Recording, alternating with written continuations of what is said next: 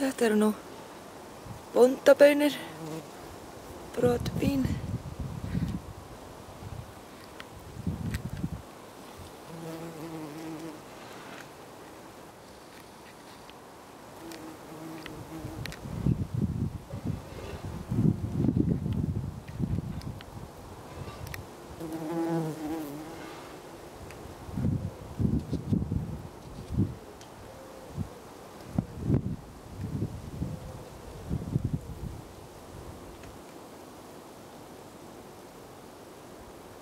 Og það blómstra svona rauðum blómum.